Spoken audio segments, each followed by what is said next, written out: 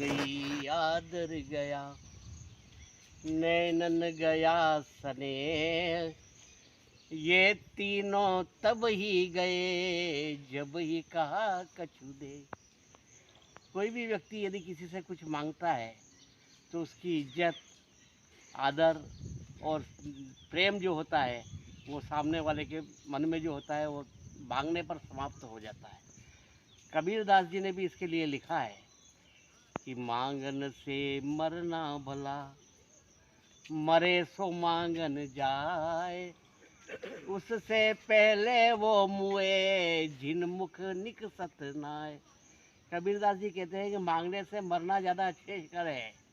जो आदमी मरने जा रहा है यानी कि वो समझ लो कुछ मांगने जा रहा है, और वह आदमी जो मांग रहा है उससे पहले वह आदमी मर गया जिसने उसको देने से इनकार कर दिया, जो उसके पास में मांगने के लिए आता है। भिक्षाचर्या यह भी एक बहुत बड़ा तप है, यानी कि अपने अहम को मारना। यह आदमी अपने जो भाव है कि मैं दाता हूँ उसे समाप्त करे और याचक का भाव ग्रहण करे, वह भिक्षाचर्या होती है। एक भिक्षु एक बगीचे में लगी मूर्ति के सामने हाथ जोड़ करके घंटों खड़ा रहता।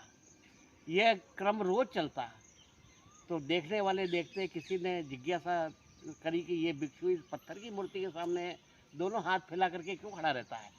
तो उससे पूछा कि भाई तुमको मालूम है कि ये मूर्ति पत्थर की है, ये तुम्हें कुछ देने वाली नहीं है, फिर भी दोनों हाथ फैला करके उससे क्यों याचना करते हो। तो भिक्षु ने कहा यह भी मेरी तपस्या का एक अंग है। जब मैं कहीं मांगने जाऊं और मुझे कोई नहीं दे तो मुझे निराश नहीं होना पड़े, यह तपस्या मैं यहाँ कर रहा हूँ। यह भी एक तपस्या है। एक भिक्षु रोज़ भिक्षा मांगने जाता था तो एक महिला उसको गालियाँ देकर भगा देती थी, कभी डंडा लेकर के उसे पीछे दौड़ती थी, फिर भी उसने अपना क्रम जारी रखा और फिर उसके घर के बाहर आवाज़ लगा देता। एक दिन उस महिला ने उसके भिक्षा पत्र में आकर के राख डाल दी, तो वो बड़ा खुश हो गया और खुश होते होते जा रहा था।